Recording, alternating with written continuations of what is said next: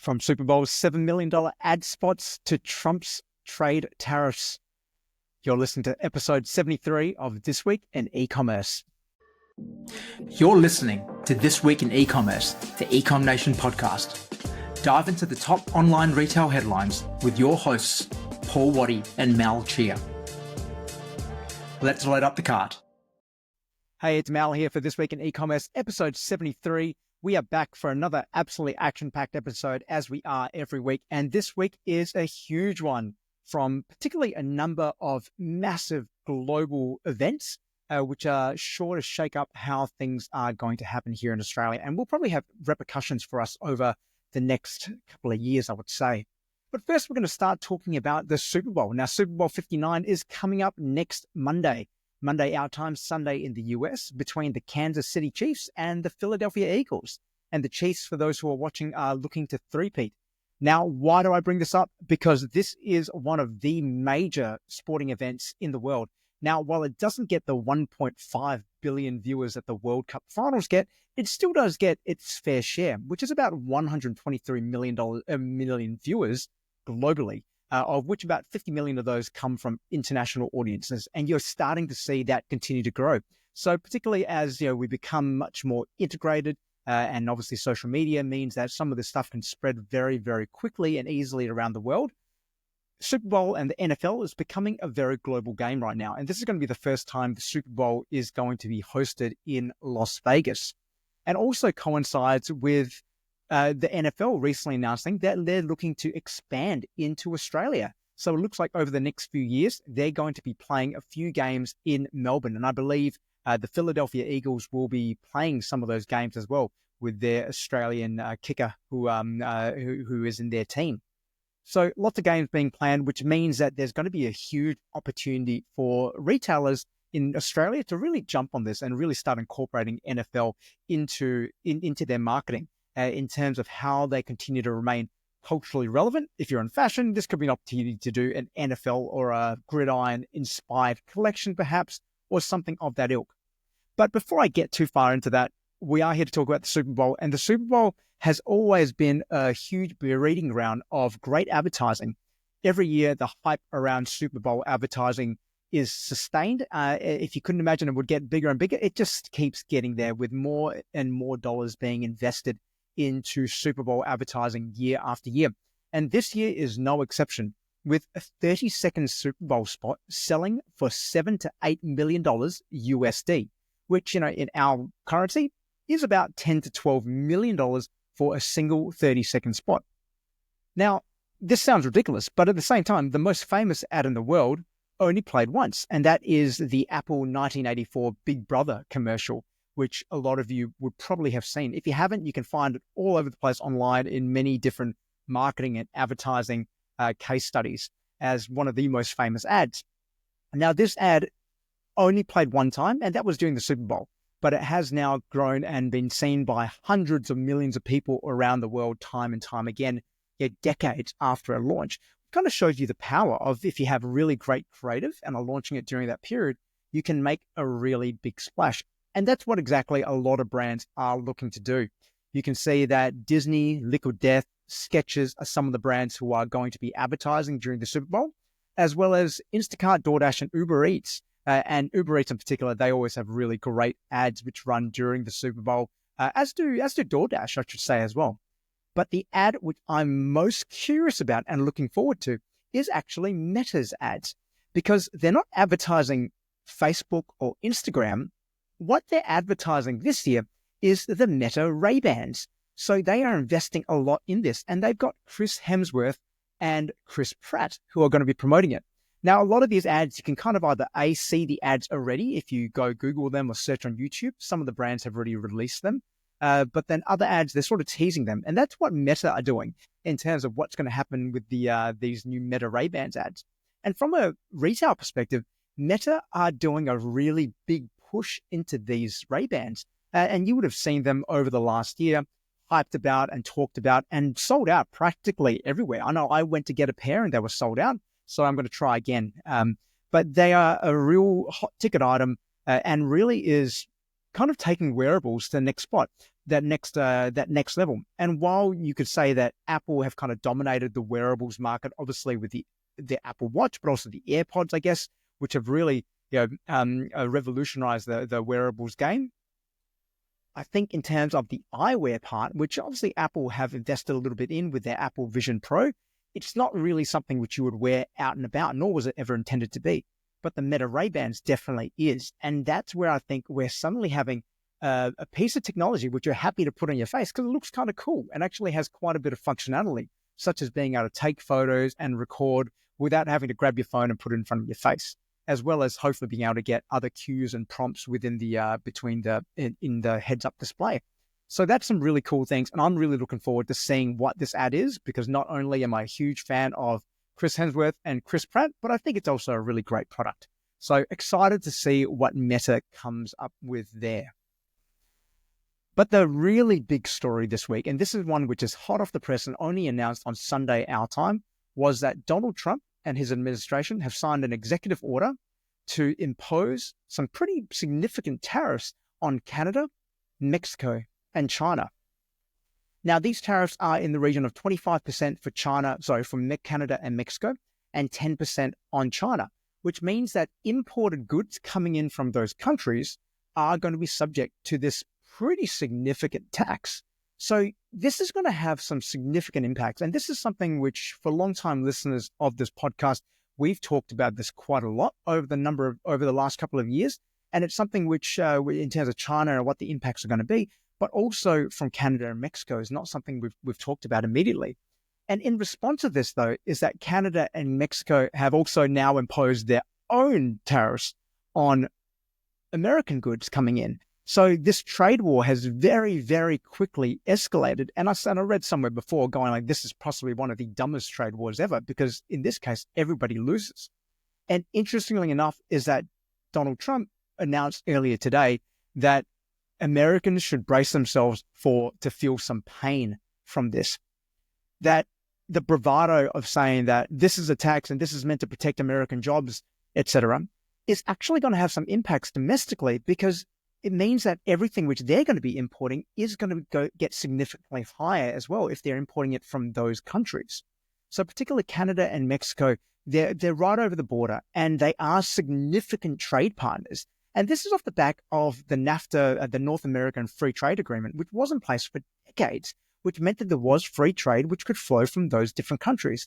But by increasing the tariffs on them, it means that suddenly all the manufacturing and any American industry or even consumers who rely on goods being brought in from those countries, which is actually quite a lot, because a lot of manufacturing does occur in Mexico, for instance, suddenly that's all going to get 25% more expensive, which means that American businesses are going to feel those impacts, because they are not going to, they're going to have to pay 25% more for all the goods which they're bringing in, and consumers will have to do the same.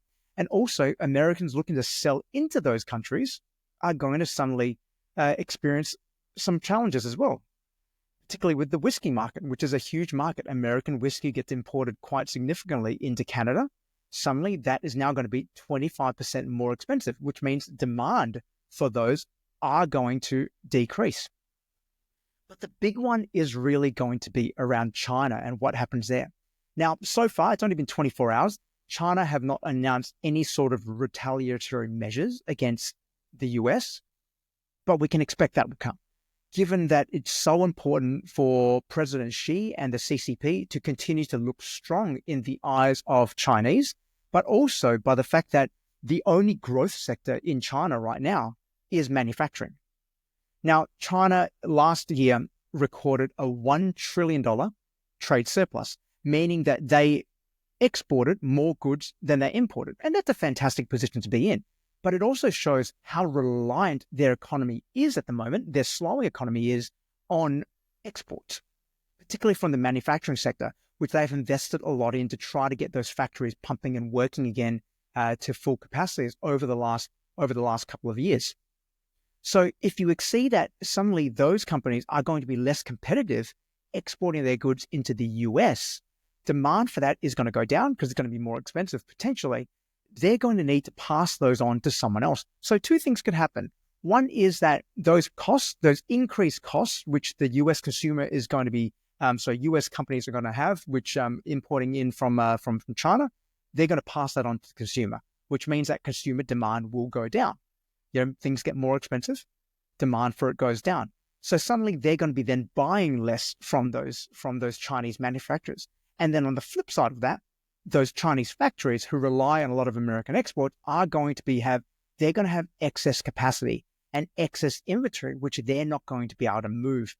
So there is a really strong chance that either they're going to pass on the cost globally, so the reduction in their sales coming in from America, they may look to try to recoup them by increasing the cost to other importers of their goods, or they could be then looking to flood the market with that. And that's what we're seeing with Temu and what we have seen for the last few years already, that the real potential exists, and it's already happening, of the market being flooded in areas like textiles, electronics, and auto parts, all of which get manufactured in high volumes in China. Matter of fact, China is the number one producer of those three different categories: textiles, electronics, and auto parts.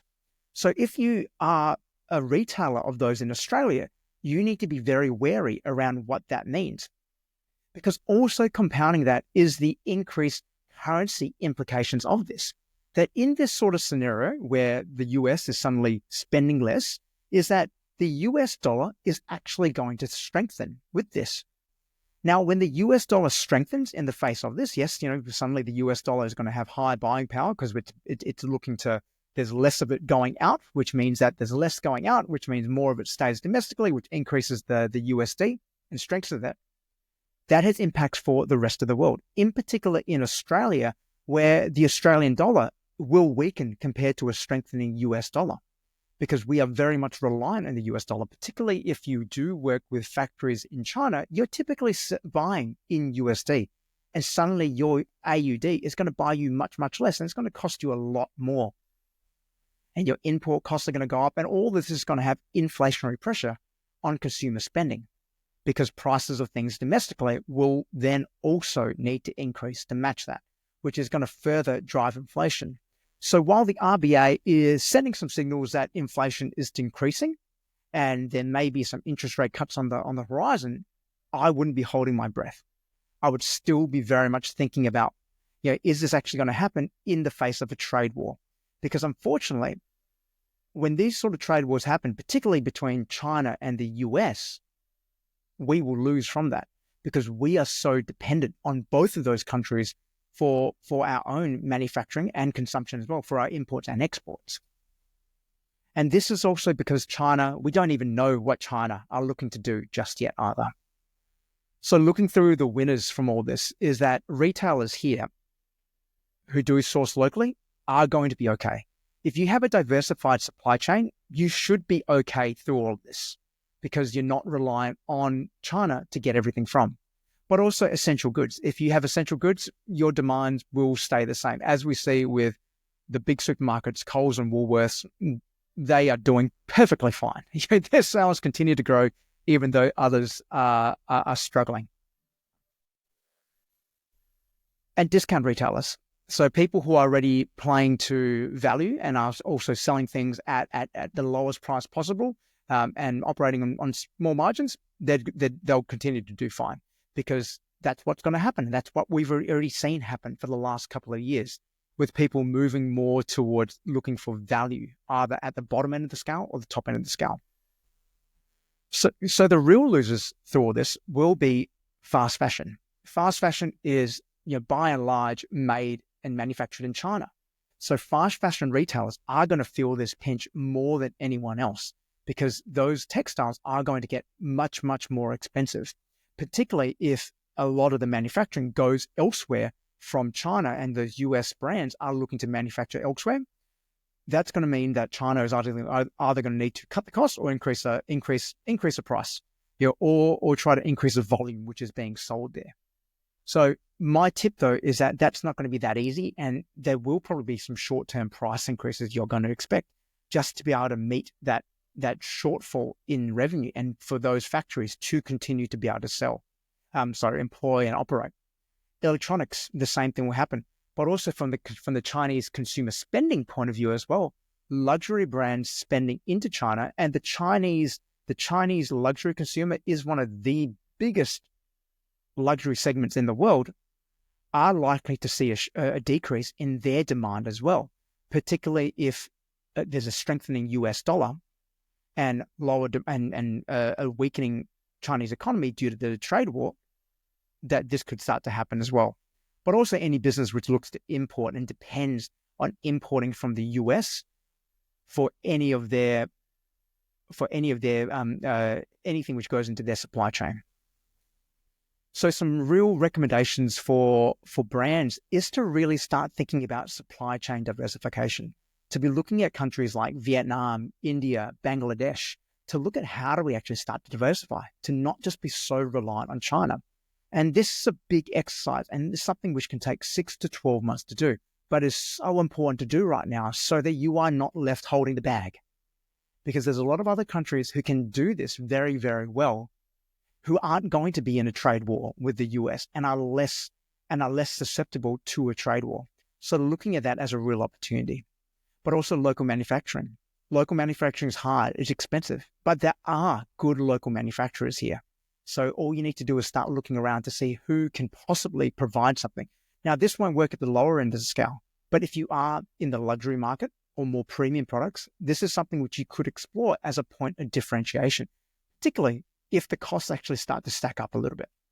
But also making sure that you are hedging the currencies, that you are making sure you are holding some USD or some alternative currencies to make sure that you're not susceptible to a very strong US dollar weakening your AUD, and if you are looking to hold some USD.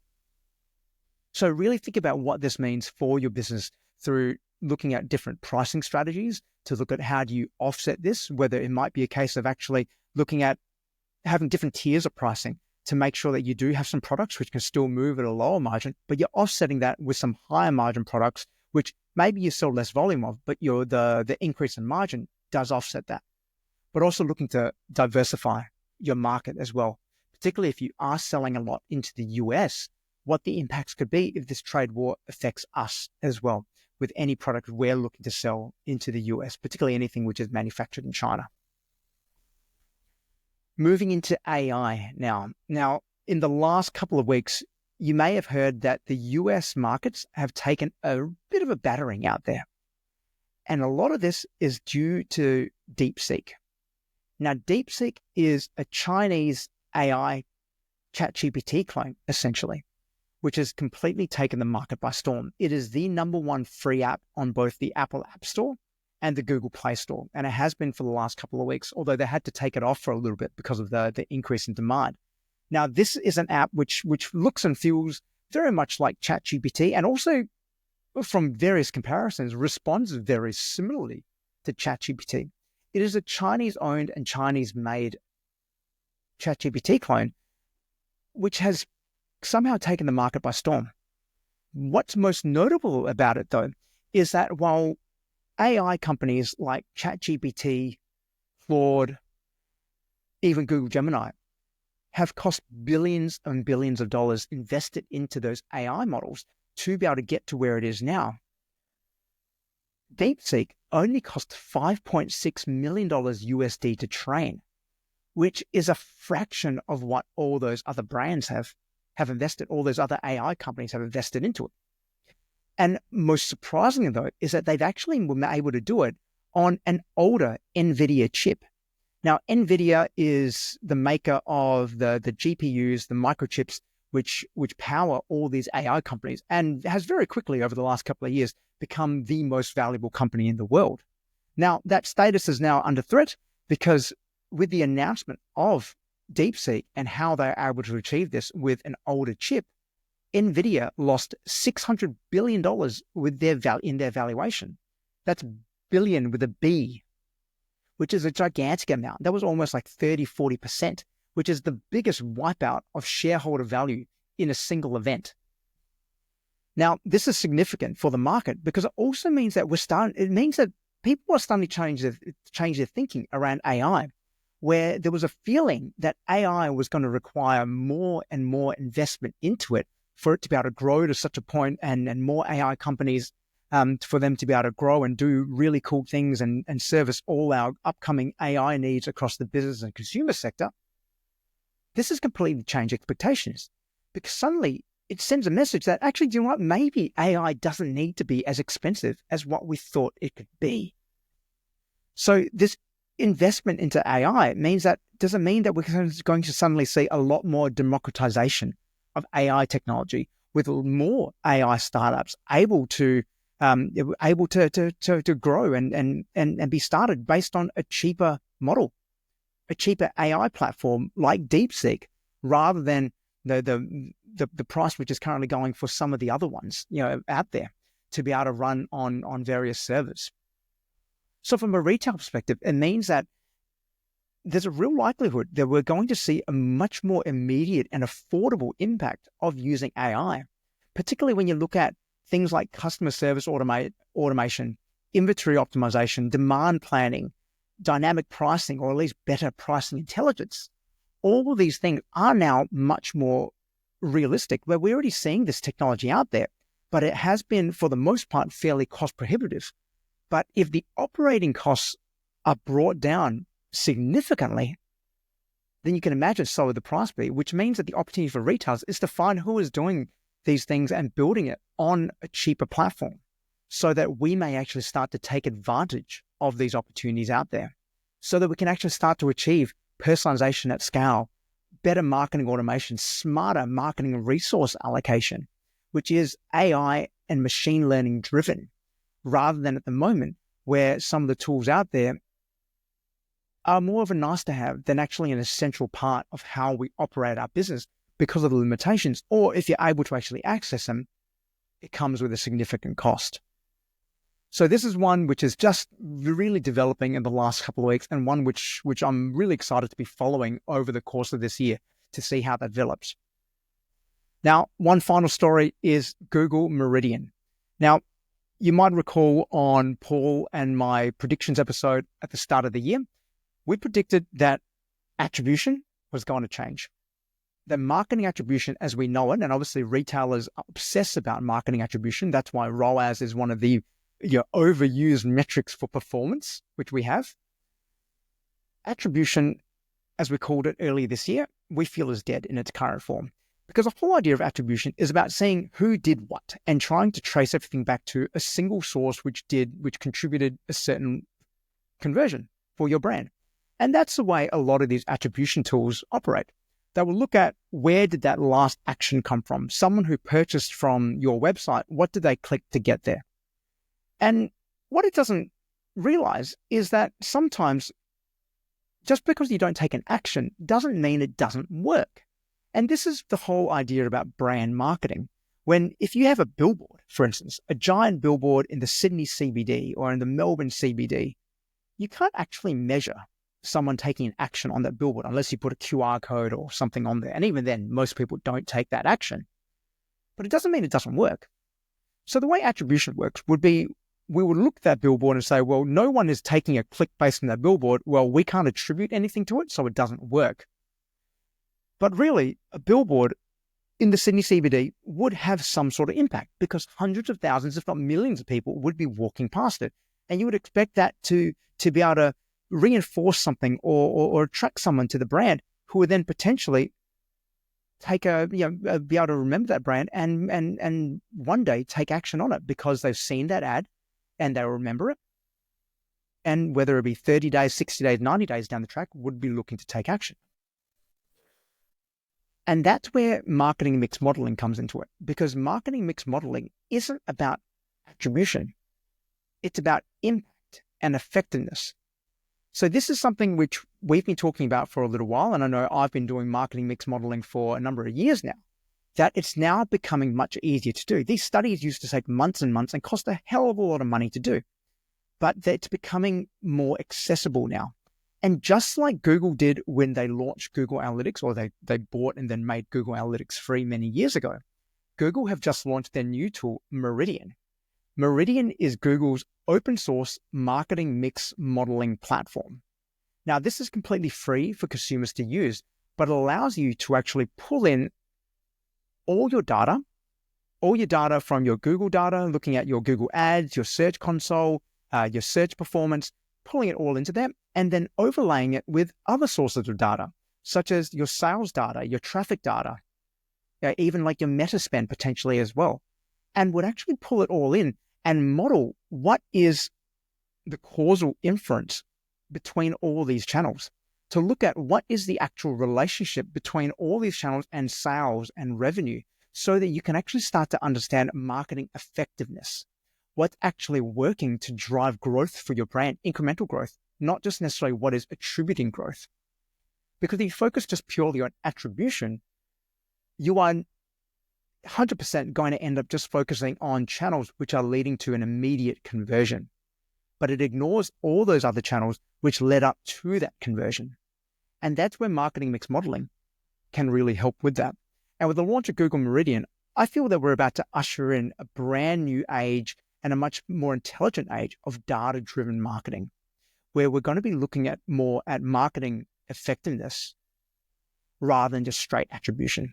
So I'm super excited by this. I'm going to be playing around with this. It only launched on Friday, so I'm going to install this locally. I've had some problems over the weekend and hopefully be able to report back to you in terms of what's possible with this tool.